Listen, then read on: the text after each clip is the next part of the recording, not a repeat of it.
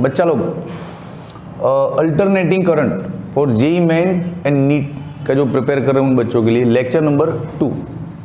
पिछले लेक्चर 1 में अपने एसी जनरेटर पे डिस्कशन किया था पूरा, उसके कुछ सम्स की प्रैक्टिस भी की थी। आई होप कि आपने कुछ और एक्स्ट्रा सम्स कहीं से किए होंगे रेफरेंस बुक में से। गुड, तो हमारा एसी जनरेटर क्लियर हो चुका है।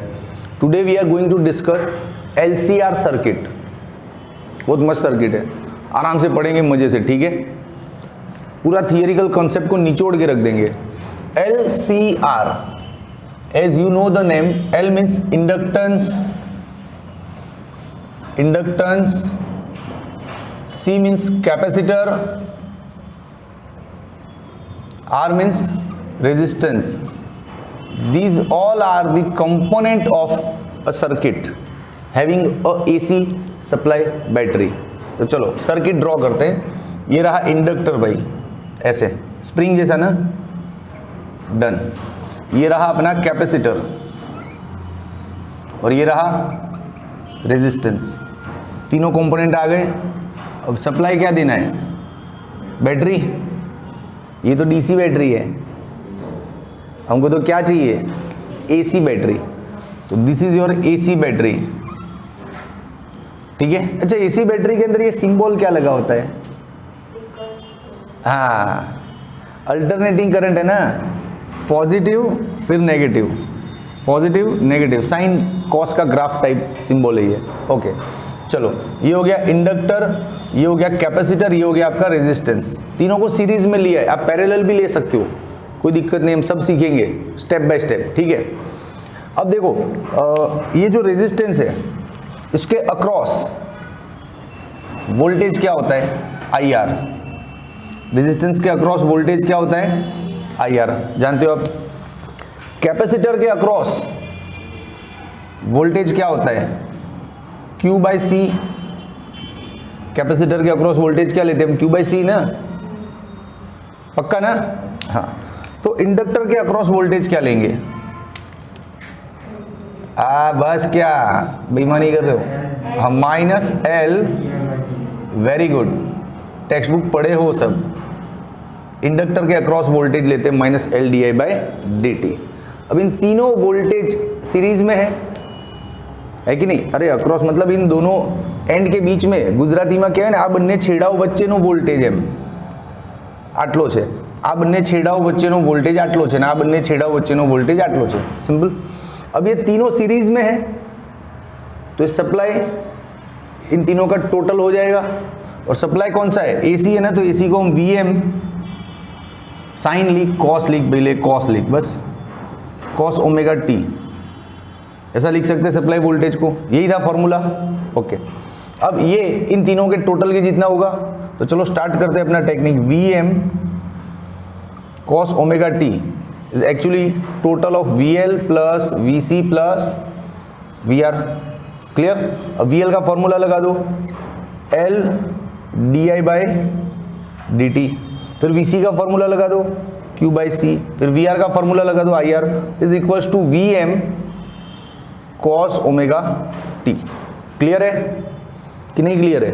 अब इसको थोड़ा ऑर्डर में अरेंज करो, ये dI/dt फिर I, इसको ऑर्डर में अरेंज करो, तो L dI/dt plus IR plus Q/C is equals to VM cos ω t। अब बोथ साइड L से डिवाइड करो आप, L L L L divide किया तो ये वाला L तो कैंसिल हो गया, तो फाइनली क्या बचता है? इधर लेके आओ उसको ऊपर, R/L इंटू I। देखो, अच्छा ये भी तो बचता है dI/dt पहले, अरे यार, dI/dt plus R/L into I, right? Then 1/LC into Q, VM/L cos ω t। बन गया फाइनल मस्त फॉर्मूला कि नहीं बना? अब ऐसा ही फॉर्मूला, रुको इसको थोड़ा और रिपेयर कर सकते हैं, मॉडिफाई कर सकते हैं।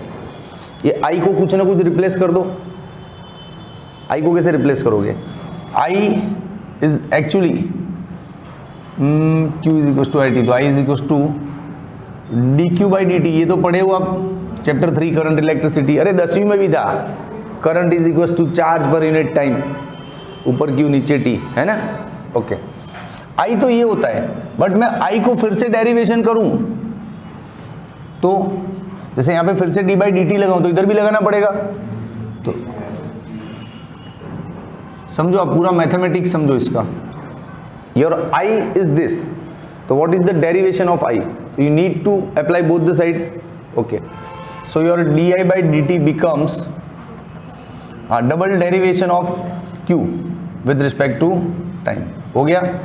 अब ये वैल्यू उठा के लगा दो यहाँ पे, देखो आपने वैल्यू बना ली, di/dt की वैल्यू चाहिए नहीं यहाँ पे, फिर I की वैल्यू चाहिए कि नहीं यहाँ पे, लगा दो। चलो, di/dt को क्या लेंगे, d²Q/dt²। होल्ड ऑन, नीट वाला। ओके, लेट मत आया करो, टाइम पे आया करो, लेक्चर डिस्टर्ब होता है। ये हो गया। फिर R/L, what is I? It is dQ/dt plus Q into 1/LC Vm/L cos omega t। Finally एक दांसू फॉर्मूला अपने हाथ में आया LCR सर्किट को लेके, ठीक है। सिर्फ ये फॉर्मूला ही कभी 4 मार्क्स में पूछ लिया रे नीट में कि LCR series circuit, LCR series AC circuit, LCR series में और सप्लाई क्या है, AC। LCR series AC circuit का Q का डिफरेंशिएशन वाला फॉर्मूला डालो, तो ये है Q का डिफरेंशिएशन फॉर्मूला। Q का डिफरेंशिएशन फॉर्मूला बोलते हैं इसको। क्यों? क्योंकि डिफरेंशिएशन हो रहा है ना, देखो यहाँ पे डबल टाइम हो रहा है Q का, यहाँ पे सिंगल टाइम हो रहा है, यहाँ पे Q कांस्टेंट है, सॉरी Q का डिफरेंशिएशन नहीं हो रहा है, तो इसको बोलते हैं Q का differentiation formula. Gujarati medium Q નું વિકલ સમીકરણ કહેવાય ને, શું કહેવાય? વિદ્યુત ભારનું विकल समीकरण। ये पूछते हैं सिर्फ इतना फॉर्मूला 4 मार्क्स में, ठीक है। अब इस फॉर्मूले को हम कंपेयर कर सकते हैं डैम्प्ड ऑसिलेशन के साथ। अवमंदित दोलनों साथे आनी तुलना थाय। डैम्प्ड ऑसिलेशन 11वीं में पढ़े हो, देखो 11वीं का फॉर्मूला लिखता हूं डैम्प्ड ऑसिलेशन का। डैम्प्ड ऑसिलेशन गुजराती में, हाँ, अवमंदित दोलनों का, तो प्रणोदित दोलनों भी कहवाय। Very good. चलो, डैम्प्ड ऑसिलेशन का फॉर्मूला क्या था? d²x/dt² plus b/m dx/dt plus k/m into X is equal to FM sine cos लिख सकते हो आपके हिसाब से, डिवाइड बाय मास। ये था पूरा फॉर्मूला डैम्प्ड ऑसिलेशन का। अब इसको इसके साथ आपको कंपेयर करना है। कंपैरिजन इसलिए कि आपको पता तो चले मैकेनिक्स की थियरी के साथ आपका ये अल्टरनेटिंग करंट सर्किट कितना सूट कर रहा है, कितना मैच हो रहा है टर्म्स। जैसे देखो, वहाँ x था, x मतलब डिस्प्लेसमेंट, तो यहाँ डिस्प्लेसमेंट का रोल कौन प्ले कर रहा है? चार्ज इटसेल्फ, है ना। तो लिखो कंपैरिजन, x को कौन रिप्लेस कर रहा है? चार्ज। फिर देखो सब जगह वही दिख रहा है, dx/dt, dq/dt, x तो q, मतलब x को q ही रिप्लेस कर रहा है फाइनली।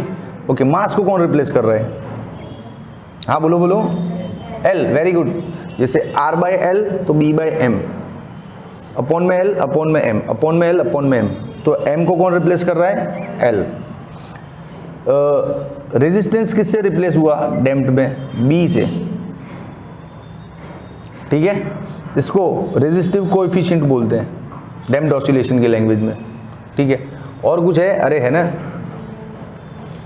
K ने किसको, K को किसने रिप्लेस किया? 1/C। Very good, 1/C। तो ये कंपैरिजन है, ये भी पूछा जा सकता है 4 मार्क्स में एक MCQ कि LCR AC सीरीज सर्किट का जो 1/C है वो एक्चुअली डैम्प्ड ऑसिलेशन में किसके साथ कंपेयर किया जाता है?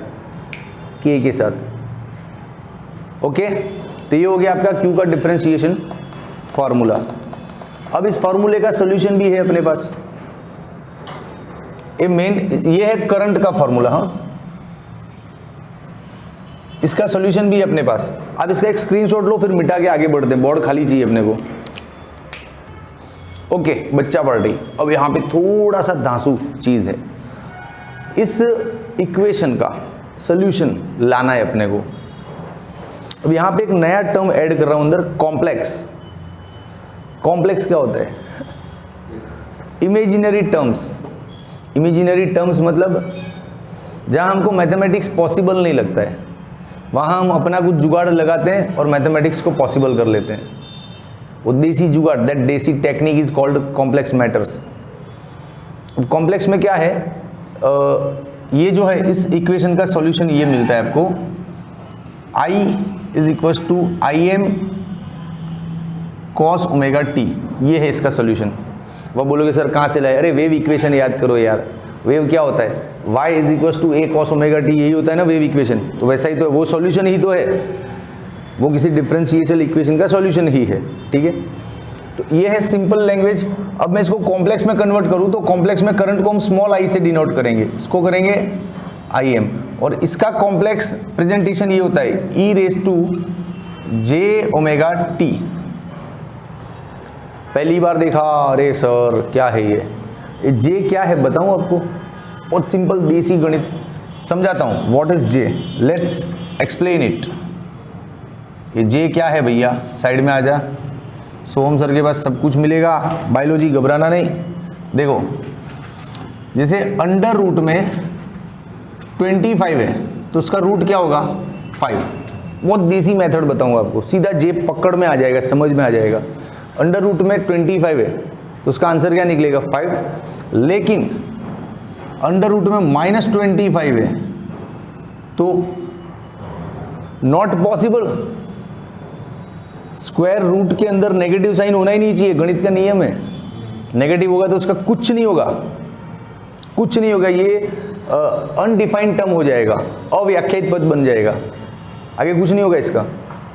तो इसका कुछ करना है ना हमको, तब हम अपनी कन्वीनियंस के लिए एक जुगाड़ लगाते हैं। हम क्या जुगाड़ लगाते हैं? इसको ऐसे लिखते हैं कि -1 × 25।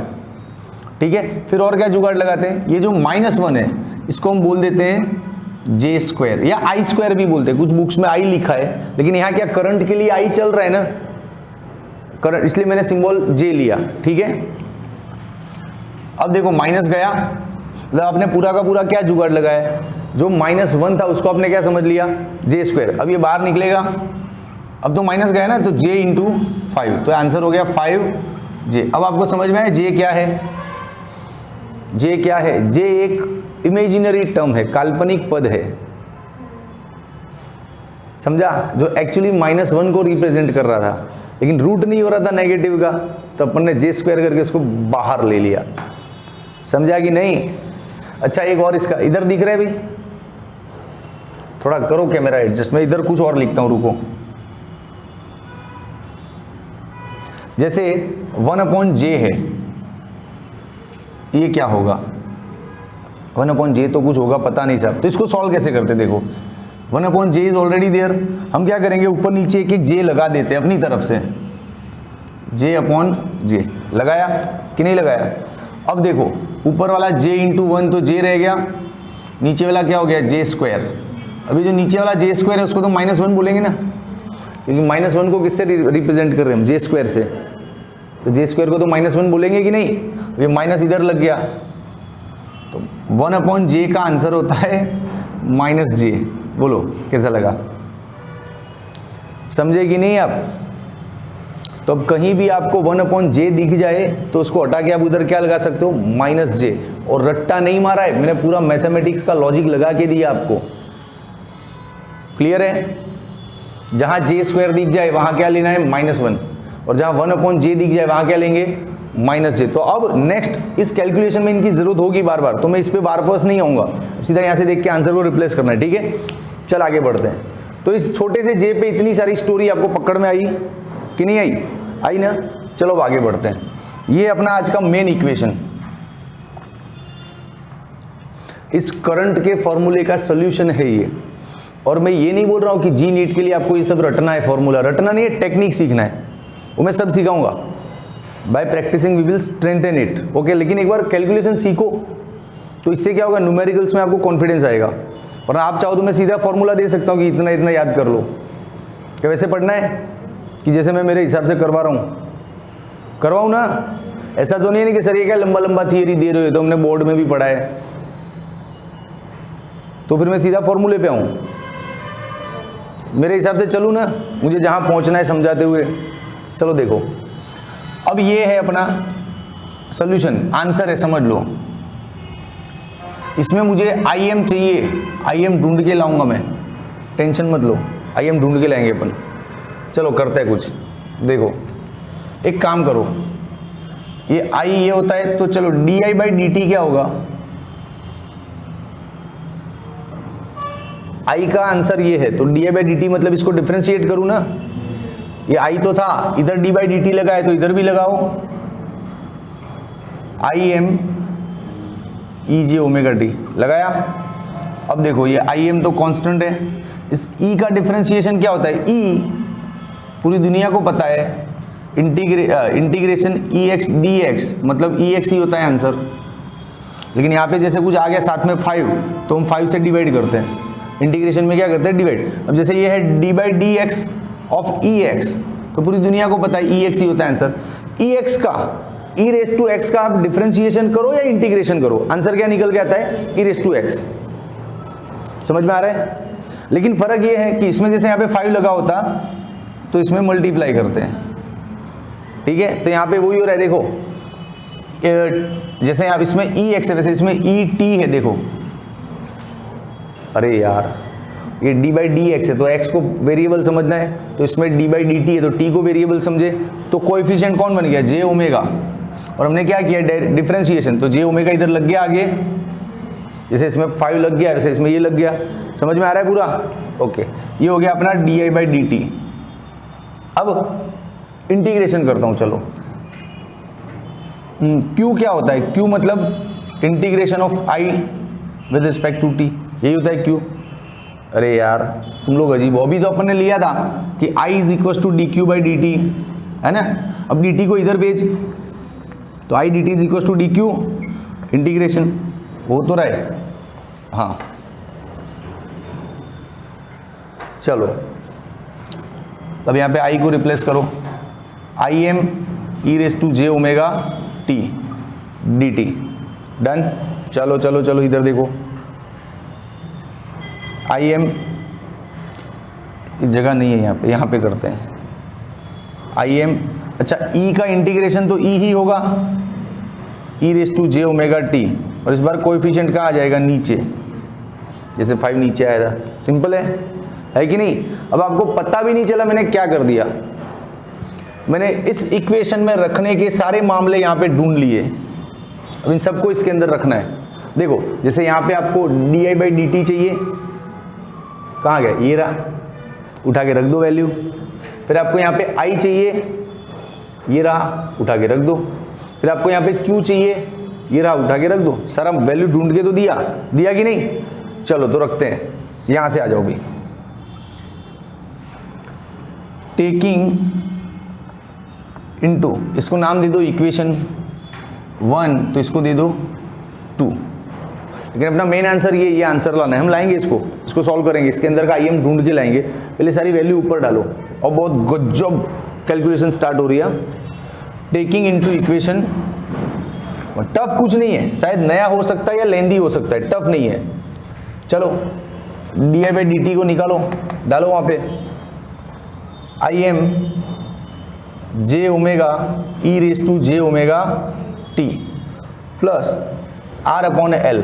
आई कहाँ है? ये रहा ना, I M E raise to J omega T plus 1 upon L C, Q है ना, क्यू को यहाँ से रिप्लेस करो, I M E raise to J omega T upon J omega is equals to में क्या है? V M upon L.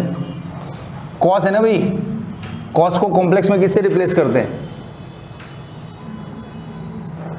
जैसे ये कैपिटल आई को रिप्लेस किया स्मॉल आई ने, स्मॉल आई लिखने से पता चलता है कि ये कॉम्प्लेक्स है, और ये रियल है।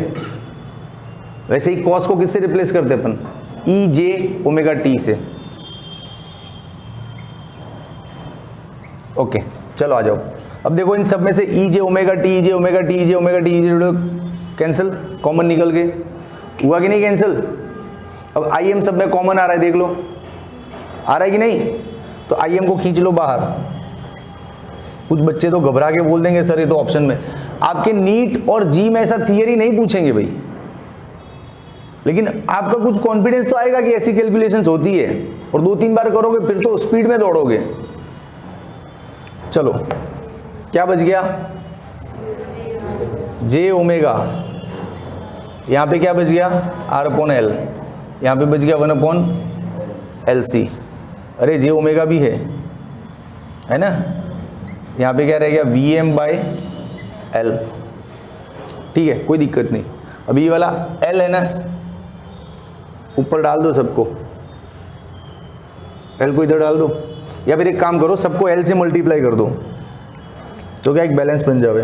रुको घबराना नहीं है, यहाँ पे एल डाला, यहाँ पे भी डाला, यहाँ पे भी डाला, तो फिर यहाँ पे भी डाला, सिंपल, सबको एल एल दे दिया। अब देखो आई एम इन ब्रैकेट, ये एल से एल कैंसिल, आर रह गया, फिर इसको ले लो प्लस जे ओमेगा एल, फिर ये एल से एल कैंसिल, यहाँ पे क्या हो गया 1 upon J omega C. Clear है। अब बच्चों आपने एक चीज पे गौर नहीं किया, कुछ सिग्निफिकेंट था यहाँ पे, एनीवन कुछ मिस कर गया आप यहाँ पे। यस वेरी गुड स्वयं, फैंटास्टिक आंसर। अभी तो सिखाया था, कैमरा मैन दिख रहा है यहाँ पे।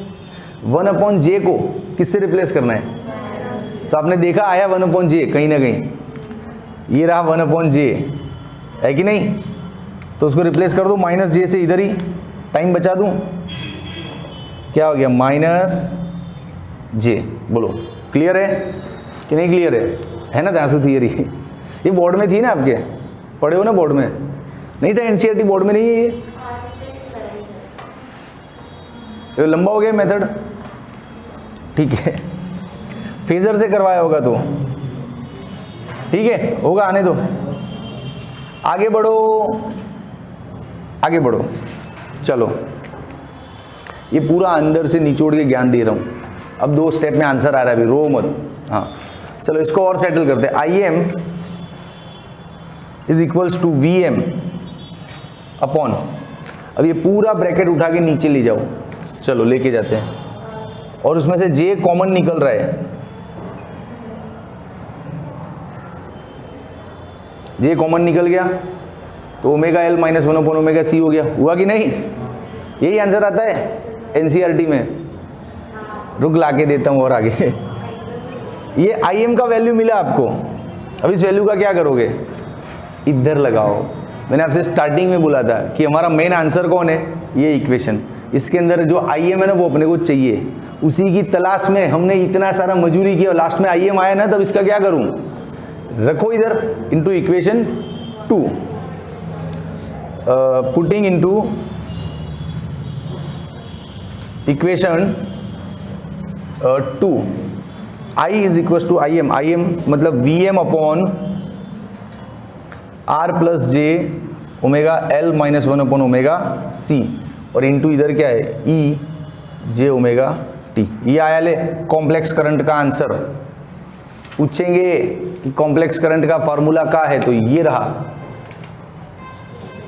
ये बिल्कुल ओहम्स लॉ जैसा है, ओहम में यही था, I is equal to voltage upon resistance, तो यहाँ पर भी वही ऊपर वोल्टेज है, कॉम्प्लेक्स फॉर्म में ये नहीं होता तो यहाँ पे कॉस होता, समझो ई जे ओमेगा टी नहीं होता तो यहाँ पे क्या होता, कॉस होता, और नीचे भी कॉम्प्लेक्स फॉर्म में, तो ये ओहम के लॉ का ही बिल्कुल प्रेजेंटेशन है, डोंट वरी।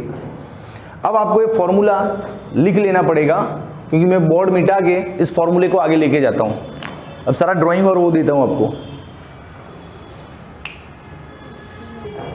पूरा बोर्ड मिटा दिया। वो फॉर्मूला कौन लिखेगा मुझे तो याद ही नहीं है।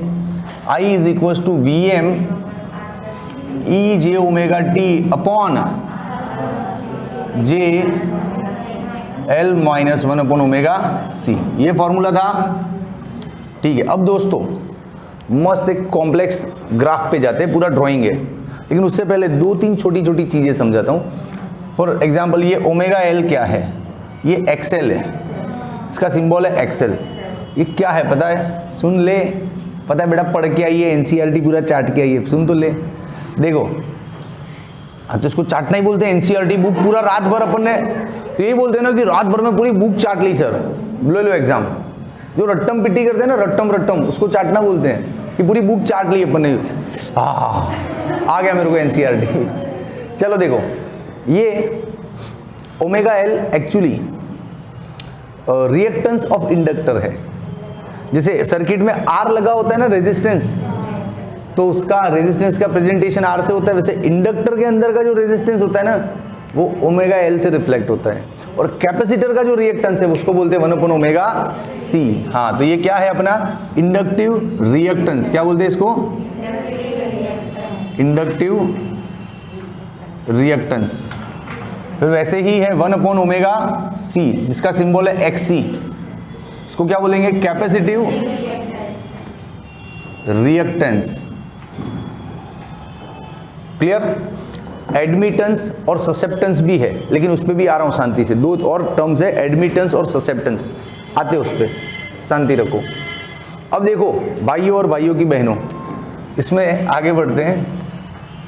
V M E J omega T upon R plus J, इसको रिप्लेस कर दो एक्सएल से और इसको बोल दो एक्स सी, बात खत्म। बोलो, कोई दिक्कत ही नहीं है, ठीक है, पक्का। अब ये जो पूरा का पूरा टर्म है, ये इसको बोलते हैं जेड, इम्पीडेंस। जेड क्या बोलते हैं इसको, इम्पीडेंस जेड। अब इसका ग्राफ बनाना है मुझे, तो समझो आप, सीधी बात है, मैं इस टर्म को ग्राफ करना चाह रहा हूं, तो ग्राफ पे 2 एक्सिस लूंगा, क्योंकि इसमें 2 टाइप का वैल्यू इन्वॉल्व है। कौन सा 2 टाइप, अरे भाई ये जो आर है वो रियल है और ये सारा काल्पनिक है, क्यों, इसके साथ जे लगा हुआ है ना, तो जे वाला सारा क्या था, इमेजिनरी। एक्चुअली जे कुछ था ही नहीं, there was a minus in under the root, जो हमें परेशान कर रहा था, तो हमने ट्रिक क्या लगा दिया, जे वाला। तो this is all your imaginary term and this is your real term. तो ग्राफ पे 2 एक्सिस बनेगा, एक रियल एक्सिस और एक इमेजिनरी एक्सिस। जो रियल टर्म है उसको उस एक्सिस पे ड्रॉ करेंगे और जो इमेजिनरी है उसको उस पे ड्रॉ करेंगे। समझ में आया ग्राफ का प्लॉट। चलो ग्राफ बनाता हूँ। ग्राफ में से तो अच्छे अच्छे फॉर्मूले निकल, आपको ये सब फेजर से भी कर सकते हैं, लेकिन मेरा फेजर तो 4थे-5वें लेक्चर में आएगा, तो फिर पूरा फेजर से सारा प्रूव करके दूंगा आपको फिर से। ओके, चलो ग्राफ बनाते हैं। ये रहा ग्राफ, समझ लो, ये आपका रियल एक्सिस है और ये आपका इमेजिनरी एक्सिस है। डन। थोड़ा नीचे ड्रॉ कर दो यार, जगह कम पड़ेगी फिर। ये बड़ी बोर्ड गंदे हो गए, सब पुराने हो गए। तू चेक भेज, मैं नया लेता हूँ कल के कल। अरे डिजिटल बोर्ड ले आता हूँ। अब सब लोग बच्चा पार्टी डोनेशन कलेक्ट करो रे, हर एक बच्चा 100-200 दे दे, वो डब्बा लेके घूमो ना, टक टक टक टक, आराध्या आराध्या आराध्या, 1.5-2 लाख जमा हो जाएगा, डिजिटल बोर्ड आ जाएगा। चलो देखो, अब इस फॉर्मूले में से जो आर है वो रियल है, तो उसको कहाँ ड्रॉ कर दूँ, रियल एक्सिस पे, यहाँ पे कर दो, इतना रख दो लंबा, जितना भी रखना है लेंथ आपकी चॉइस है।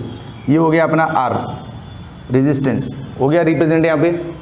अब यहाँ पे अपन ऐसा अजम्पशन ले लेते हैं, मान के चलते हैं कि our XL is greater than XC. XC को भी बड़ा रख सकते हो, ग्राफ उल्टा हो जाएगा, कोई फर्क नहीं पड़ना है, ठीक है। एक्सएल बड़ा है और एक्सी छोटा है।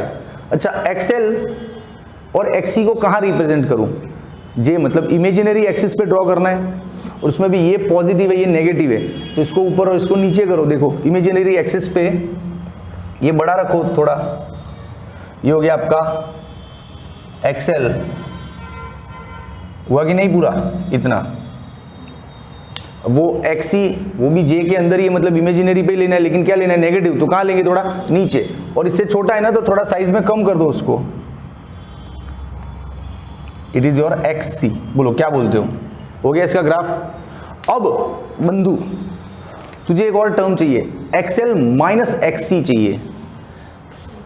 एक्सएल तो है, माइनस एक्सी मतलब एक काम करो, ये एक्सी जितना मेजरमेंट है ना, एक्सी जितना मेजरमेंट उतना मेजरमेंट ऊपर ले आओ और यहाँ पे लाके रख दो। ये हो गया आपका एक्सी के जितना ही मेजरमेंट, राइट कि नहीं राइट?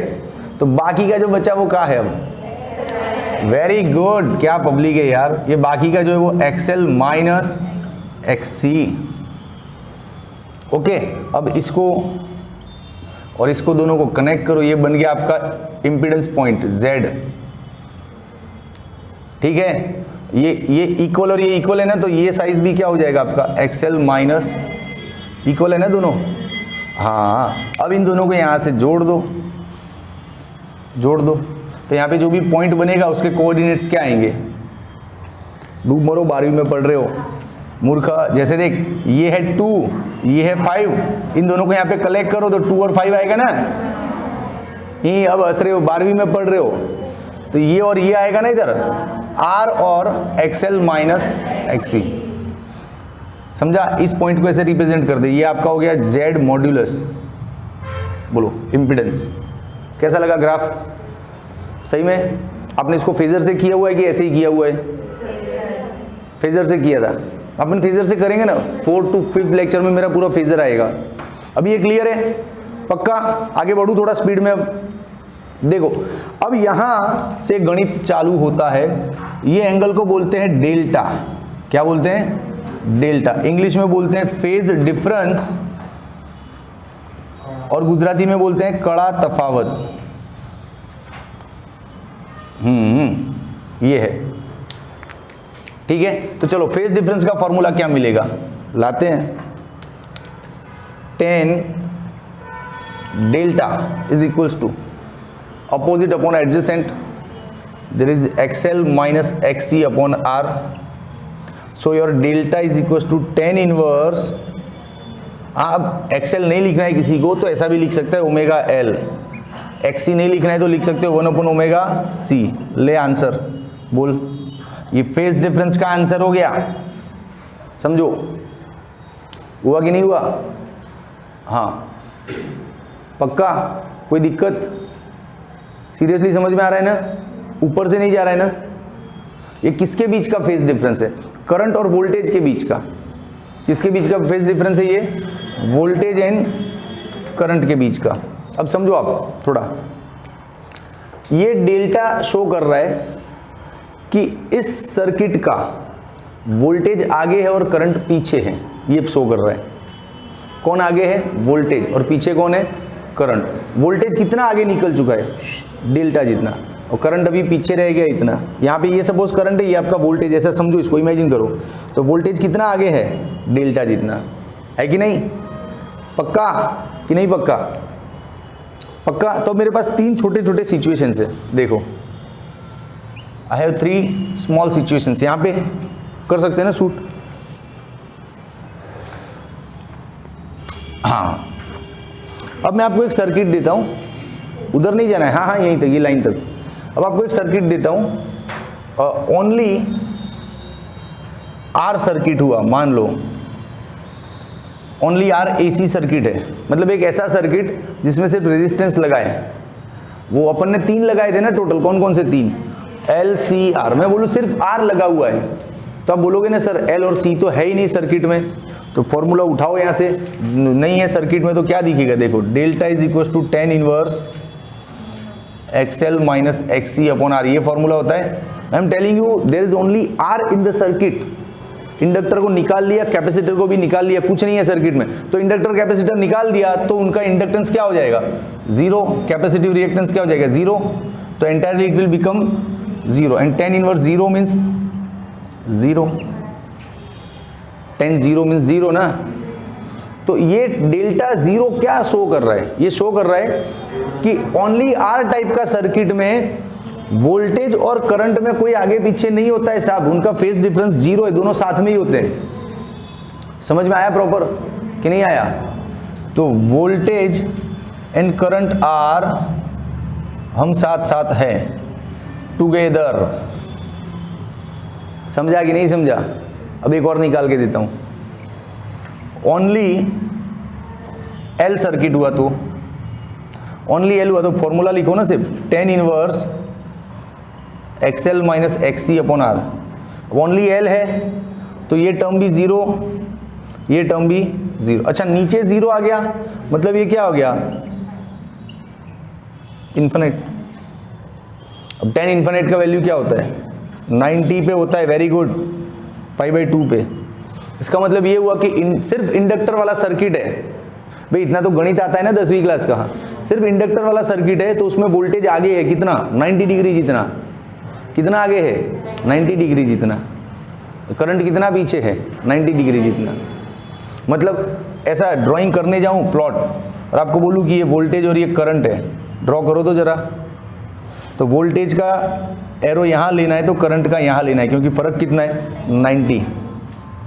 मान लो किसी बच्चे ने बोला नहीं सर मुझे तो यहाँ पे नहीं लेना है, मुझे तो वोल्टेज ऐथे लेना है, तो करंट को ऐथे ले और ध्यान रखिए 90 डिग्री बने, करंट रहेगा उससे पीछे। देखो वोल्टेज इतना आगे भाग गया और करंट अभी यहीं पहुँचा है, समझा। 90 डिग्री का फेज डिफरेंस होना मतलब कि नहीं समझा।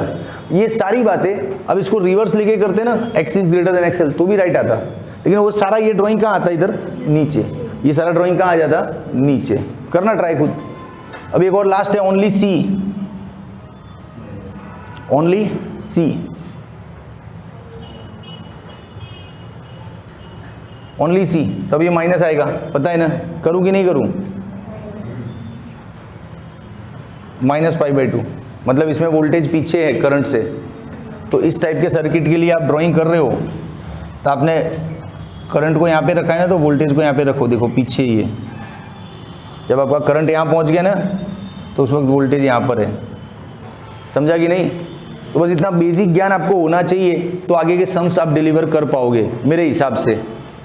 और सबसे अच्छा इंपॉर्टेंट फॉर्मूला इन चीज़ों में कौन होता है, ये, इसी के ज़्यादा सम्स है आपके। बाकी इस टाइप के फॉर्मूले के कुछ ज़्यादा सम्स है नहीं, इन फॉर्मूलों को सिर्फ रट के रखना है ताकि 4 मार्क्स में आए तो हम सीधा लिख पाएँ और सीधा 4 मार्क्स मिलना है। लेकिन जो सम्स आएंगे प्रैक्टिकली ज़्यादा वो इसके बेस पे आएंगे। क्लियर। अब थोड़ा रेस्ट करूँगा रे 2 मिनट। ओ बच्चा पार्टी अभी हंसो मत रे, होता है। प्रैक्टिस करते थोड़ा, जो भी थियरी पढ़ा ना उसका प्रैक्टिस करते। 4-5 इजी सम्स है, फिर अगले लेक्चर से थोड़ा हाई लेवल प्रैक्टिस लेंगे। ओके चलो, बहुत इजी है। आपको जो क्वेश्चन बैंक दिया गया उसी में से सम्स निकाल के पीडीएफ बनाइए। Capacitive reactance of 25 ohm capacitor is C microfarad and connected in circuit with AC supply of 40/π। ये क्या मामला है यार, कैपेसिटिव रिएक्टेंस मतलब XC दिया हुआ है 25 ohm, okay, and capacitor is C microfarad, मतलब कैपेसिटेंस पता नहीं है, ढूंढना है, ढूंढ लेंगे। Connected in circuit with AC supply, AC supply जो भी दे रहे अपन वो उसका फ्रीक्वेंसी क्या दिया इन्होंने, 400/π हर्ट्ज, ठीक है। The value of capacitance will be what. 1 minute, ये तो इजी है यार, ये जो XC है वही होता है 1/ωc, है कि नहीं। रुको रे रुको, अब XC कितना है 25, ये ओमेगा क्या होता है 2πfc। अब C को ढूंढना है तो इसको इधर ले आओ, C is equal to 1/2πf into 25, तो C is equal to 1/2πf into 25। अब ये फ्रीक्वेंसी दिया हुआ है अपने को 400/π, 400/π इंटू 25, पाई कैंसिल, सॉल्व कर दो इसको, आपका आंसर आ जाएगा। बोलो है इजी कि नहीं है। चलो नेक्स्ट। ओके, अब next, a resistance of 100 ohm and inductor of 14 Henry, ये 14 नहीं है, मिस प्रिंट है, यहाँ पे 1 हेनरी है, ये 1 हेनरी है, ठीक है, मिस प्रिंट है, चेंज कर लेना आप लोग। तो नोट डाउन करो, रेजिस्टेंस कितना है 100 ओहम, इंडक्टेंस क्या है 1 henry, are connected in series. अच्छा, ये रेजिस्टेंस है और ये इंडक्टर है और ये यहाँ पे सर्किट हो रही है बहुत चल रहा है आजकल। ये रेजिस्टेंस है, ये यहाँ पे इंडक्टर है और यहाँ पे सर्किट ड्रॉ हो रही है, ठीक है, दोनों सीरीज में। Current of this frequency, frequency दिया हुआ है 50/π hertz, okay, pass through the circuit, then voltage is what, अरे voltage is dash to current अच्छा, वोल्टेज करंट से पीछे है या आगे है वो ढूंढना है। तो ये तो फेज डिफरेंस से पता चलता है ना, फेज डिफरेंस से पता चलता है कि वोल्टेज आगे, अभी तो सीखा अपन ने। तो फॉर्मूला ले लो, tan delta is equal to XL minus XC upon R, यही था। तो tan डेल्टा XL मतलब ओमेगा L XC, कैपेसिटर तो है नहीं सर्किट में, सर्किट में सिर्फ रेजिस्टेंस और इंडक्टर है, कैपेसिटर है नहीं, तो जीरो। रेजिस्टेंस कितना है 100। भाई ओमेगा एल का क्या चक्कर, इधर ढूंढ लेते हैं ना, XL is equal to omega L, हमेशा बाहर ढूंढने का फिर ले जाके वैल्यू रख देने की, तुम अंदर ही अंदर करते रहोगे ना गलतियां हो जाएगी। ओमेगा क्या है 2πf into L, 2πf frequency कितना है भैया 50/π, और इंडक्टर क्या है 1, कैंसिल, ये हो गया 100, तो एक्सएल की जगह रख दो सीधा 100, कैंसिल।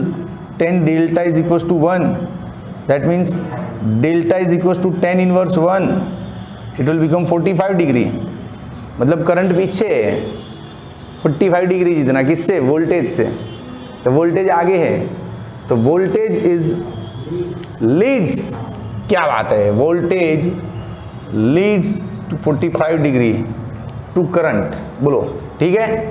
ये लगा इजी कि नहीं लगा, मैंने बोला था ना 4-5 इजी सम्स देता हूं ताकि आपका कॉन्फिडेंस बने, ये फॉर्मूले यूज करने होते हैं और फटाक से आंसर आ जाता है, कोई टफ चीजें नहीं है ये।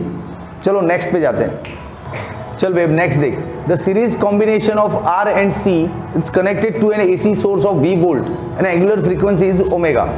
एक सीरीज कनेक्शन है जिसमें ये एक रेजिस्टेंस लगा है और एक कैपेसिटर लगा है, और ये जो सोर्स है ना, सोर्स का एंगुलर फ्रीक्वेंसी क्या है ओमेगा, ठीक है कोई बात नहीं, आगे बढ़ो।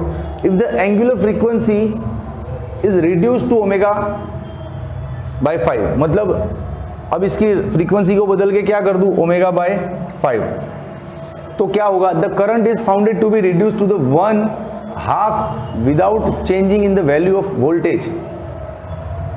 ये 1/2 नहीं है 1/4 है, 25% चेंजेस है, कुछ मिस प्रिंट है। आप 1/2 से लेके भी कर सकते हो तो आंसर वैसा आएगा, 25% से करना है, चलो देखते हैं काम करते हैं, 25% से लेके करते हैं, देखते हैं क्या आंसर आता है। आपके रेफरेंस बुक है ना आपके पास, क्या लिखा है उसमें 25 लिखा है ना, तो ये मिस प्रिंट है, ठीक है। 25% हो गया करंट, समझ लो, मतलब पहले कितना था I और अब हो गया I/4, 25% होना मतलब 4th पार्ट होना ना, हाँ। The value of voltage is what, without changing the voltage, दोनों केसेस में वोल्टेज को नहीं बदला गया है, okay. Determine the ratio of capacitive reactance मतलब XC एंड रेजिस्टेंस मतलब R। अच्छा, आपको XC अपॉन R ढूंढना है, you are in search of XC upon R,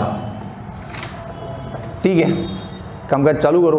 I की बात कर रहे हैं लोग, तो I का सिंपल फॉर्मूला है I is equal to voltage upon resistance.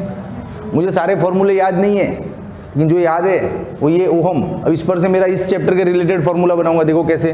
V को क्या लेना है, Vm cos ओमेगा t ले लिया कि नहीं। R को क्या लेना है, R² plus omega L minus 1 upon omega C, यही था ना इम्पिडेंस, है कि नहीं। अब उसमें उन्होंने क्या रखा है, सिर्फ R और C को रखा है, तो L तो ऐसे ही गया, 0 हो गया, ये पोर्शन 0 हो गया, तो फॉर्मूला क्या बन रहा है, Vm √R² प्लस XC का स्क्वायर, बन गया एक सिंपल फॉर्मूला। अब इसमें वोल्टेज ये लोग कॉमन रख रहे हैं, बदल नहीं रहे, तो हम इसको ऐसे लिख सकते हैं I is directly proportional to the 1 upon √R² plus XC का स्क्वायर। बोलो, थोड़ा स्पीड बढ़ रहा है, लेकिन यार अब इतना तो चलना चाहिए ना, तो बिल्कुल बच्चों जैसा कैसे पढ़ाऊँ। अब इसको ऐसे लिख लो I1 upon I2 √R² plus XC square, R² plus XC square. ध्यान से यहाँ गलती होनी है, XC लिख के काम नहीं चलना है, क्यों, क्योंकि ये लोग ओमेगा पे प्रहार किया है ना, तो XC को हटा पहले, तो रुक अच्छे से लिखते हैं, कोई जल्दीबाजी नहीं है। बच्चा लोग गलती नहीं होना चाहिए, आर स्क्वायर प्लस एक्सी का स्क्वायर ये अपना फॉर्मूला है, समझो। अब हम एक्सी को टेम्परली हटा रहे हैं क्योंकि इनको ओमेगा में छेड़छाड़ की है, तो ओमेगा तो इसके अंदर छुप के बैठा है ना, ऐसे नहीं करना है। चलो बाहर करवाता हूँ कुछ, एक्सी मतलब 1 अपॉन ओमेगा सी, है ना। फिर नेक्स्ट टाइम क्या होगा आपका XC dash omega upon 5c, ये हो गया। ऐसे भी लिख सकते हो, 5 को डाल दो ऊपर, 5 upon omega C means 5xc, खत्म बात। तो अब ये इन्वर्सली है ना, तो ये 1 है तो ये भी 1 है, 2 है तो 2 है, तो यहाँ पे डाल दो 5xc। बोलो है कि नहीं गजब गणित, क्विक डिसीजन मांगता है। नीट जी का बच्चा है, ऐसी कैलकुलेशंस में टाइम पास करेगा। समझ में आ रहा है पक्का? ठीक है, अब यहाँ से रूट हटा दो तो इधर स्क्वायर लगा दो। स्क्वायर लगा के ये i1 को i रखूं तो इसको क्या करूं, i/4 हो गया कि नहीं, कैंसिल, 4 ऊपर 16 R square plus XC square is equal to R square plus 25xc square. अब 16 को अंदर बहुत फास्ट किया है यहाँ पे प्रोसीजर, क्योंकि सिंपल मैथमेटिक्स था यार, अब इसमें क्या टाइम पास करूं। 16 R square plus 16 XC square, R square plus 25 XC square. अब इसको इधर ले लो तो हो गया 15 आर स्क्वायर, इसको उधर डाल दो 17 18 19 20 21 22 23 24 25 9 एक्सी स्क्वायर। फाइनली हमको क्या चाहिए था, एक्सी अपॉन आर, तो करो यहाँ पे मेहनत, XC square upon R square 15 upon 9। अब स्क्वायर हटा दो, रूट, क्या आंसर आता है देखो, इन चार में से कोई ना कोई आएगा। अब मान लो एग्जाम में उन्होंने 1/2 किया है, तो अपने को कहाँ फर्क पड़ना है, सिर्फ यहाँ पे 1/2 किया है तो उसकी जगह हमको क्या लेना है, i/2, और वो i/2 यहाँ पे रन होगा, ऊपर जाएगा 2 की जगह यहाँ पे क्या आ जाएगा 4, बस इतना ही फर्क पड़ना है। तो एग्जाम में कुछ भी कर सकते हैं, हम रट के नहीं जा सकते कि i/4 वाला ही आता है सर, मेरे को तो i/3 वाला नहीं आता, i/2 वाला क्या करूँ, हाय राम, ऐसा नहीं होता एग्जाम में। ठीक है, चलो ले लो स्क्रीनशॉट, दांसू समझाई तो मजा आ गया। ओके भाई, अभी नेक्स्ट कुछ नहीं करना है, थक गया, बहुत पढ़ा लिया थियरी कॉलर ये सब। ठीक है, अब अगले लेक्चर में इसका high level practice, and keep watching, keep studying with me for upcoming phasor matters in AC circuit. Okay, bye.